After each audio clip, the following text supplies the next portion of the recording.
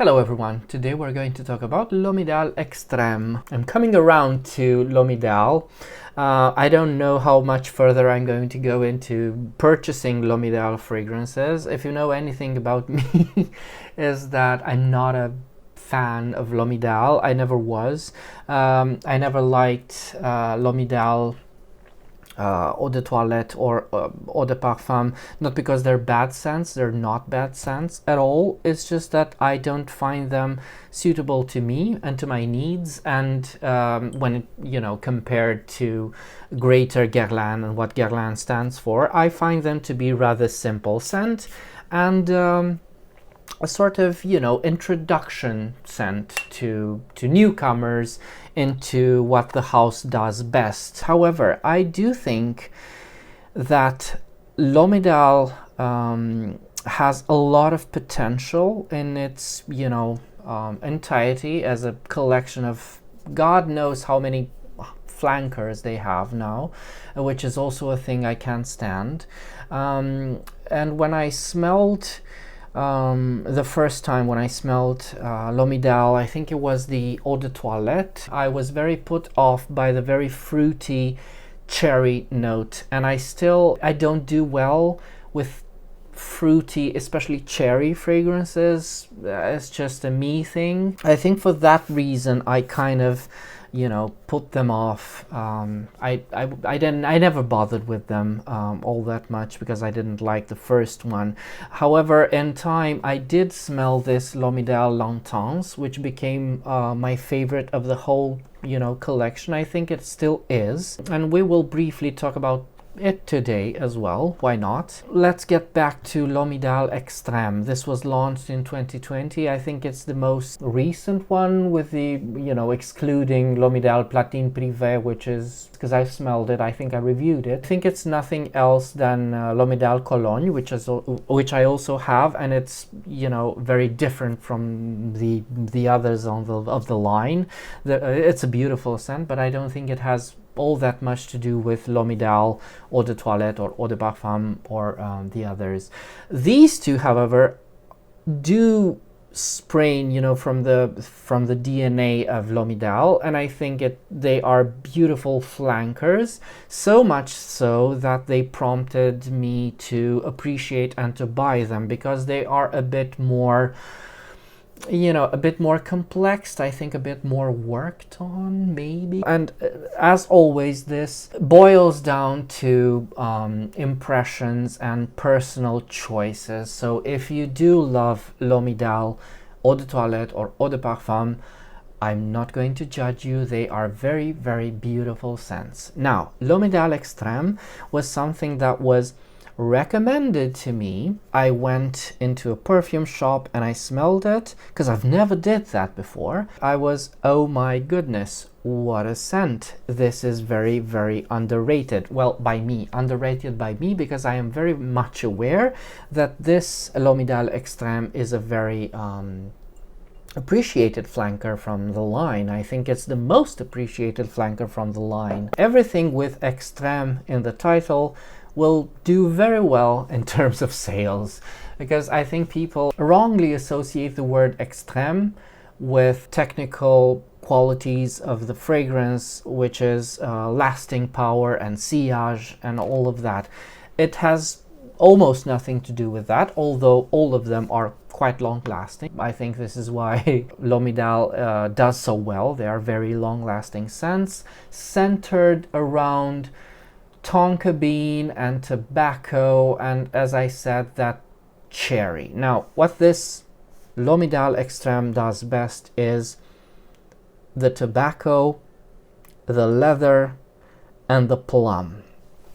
It is, it's spectacular. This fragrance took me on such a beautiful ride, because when you first smell it, it's this very deep, bitter, very dense leather, which is something I do appreciate in a fragrance, and it's something I search for, and this won me over instantly. I knew I had to get it just based on that. It's a beautiful, beautiful leather scent, and what they did here is they made that you know, that cherry, that rather, you know, I wouldn't want to call it annoying, but it is annoying to me because I don't much like cherry fragrances.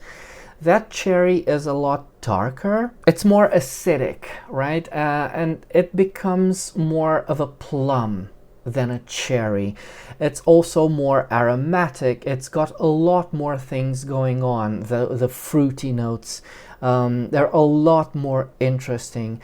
It's also a tiny bit floral, this fragrance. There's hints of rose in this. It's quite similar to the way they do the sour cherry note, which is nothing else than rose, actually. And the flanker for La Petite Robe Noire, which is Black Perfecto, which is sadly discontinued, that was a very beautiful flanker. So it's still that almost sour cherry, unapologetic, center stage fruity note that I do happen to like, because it's not overpowering, it's not headache inducing, and it's not teeth rottingly sweet as, you know, cherries in fragrances do tend to be. And it doesn't feel get across as synthetic all that much. It feels natural. It's well balanced. It's well balanced by that tobacco, by the way, which is astonishing. That tobacco serves to dry the composition. It makes it mature. It makes it a little bit austere. As I said, it kind of makes it more elegant. So I think L'Homme Idéal Extrême is a success, right, as a flanker. I think it's very, very well done. It's very beautiful. It's very easy to wear. It's got the potential of becoming that dumb reach type of scent, you know, when you don't have to think of it, what you're going to wear in that day all that much. It wears very easily. It's very warm, and it does have that balance I was mentioning earlier in earlier videos. Even though it's a powerful fragrance, the way it's balanced, it doesn't make it overpowering. It doesn't make it headache inducing. It's not overbearing and annoying as some fragrances tend to be. A lot of unbalanced fragrances are beautiful. It's not to say that if a fragrance is unbalanced, it's not beautiful. And I still have a lot of fragrances that I do call unbalanced that I do still consider very, very beautiful, such as, you know, Interlude Man. That one's unbalanced. It's definitely unbalanced in favor of smoke and burning embers and fire and spices, but I still find it a very beautiful scent. But it's not as easy to wear as a truly rounded and balanced fragrance. And I think Guerlain do excel at balancing their fragrances for a modern scent, which means a modern scent, especially a male marketed one. It means lots of staying power, lots of heavy notes, lots of gourmand elements, which I'm glad to say this one isn't at all gourmand. It's not vanillic at all. Very, very slightly ambery, this one.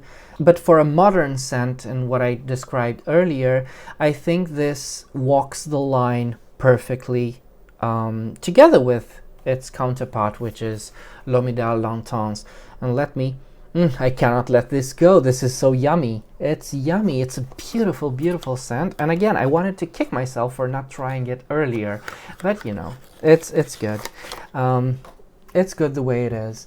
Now this one, L'Homme Idéal L'Intense, it's even easier for me to like because the composition is even darker, spicier, and that fruity note, which is still there, but it's so austere. It's into the realm of, I think it's fruity vetiver. Vetiver natively, you know, intrinsically has this green pepper, spicy, you know, fruity, sweetish type of thing. And this is beautifully shown here in L'Homme Idéal L'Intense. And it's amped up by a very beautiful, cold and dry cardamom, which of course reminds me of coffee. And it's again that roasted type of ground coffee kind of smell. It is beautiful, L'Homme Idéal L'Intense. It is beautiful. I think it still remains my favorite from all the collection of L'Homme Idéal.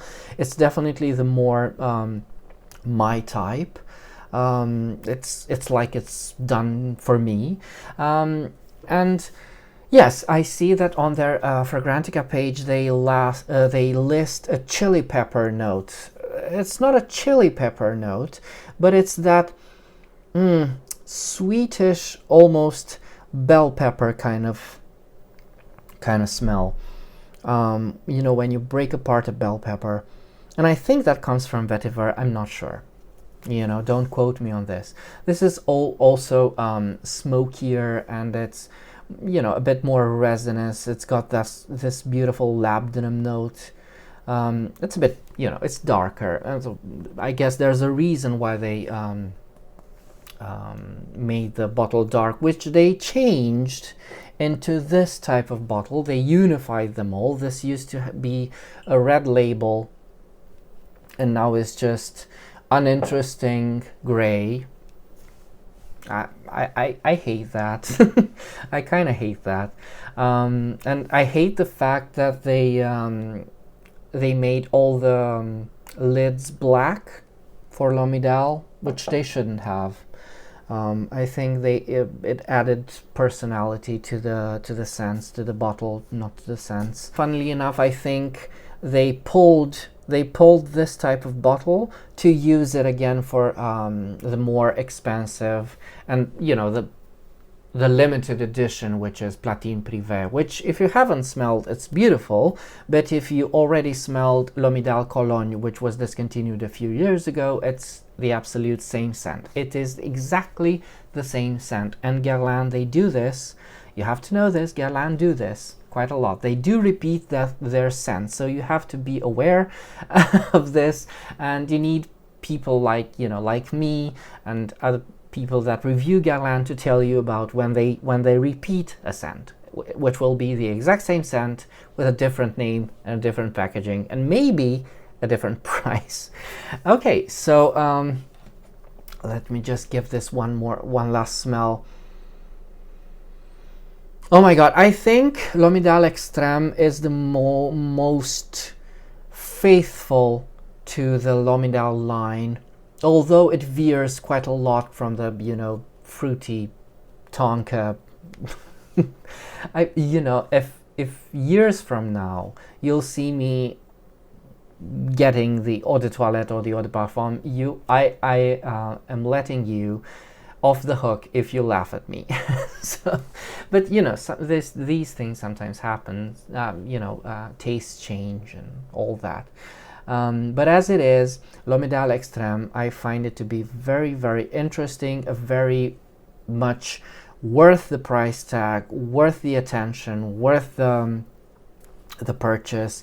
It's all that. The hype is real. Ugh, I hate that. I hate those terms. I hate those words. But it is a very beautiful scent.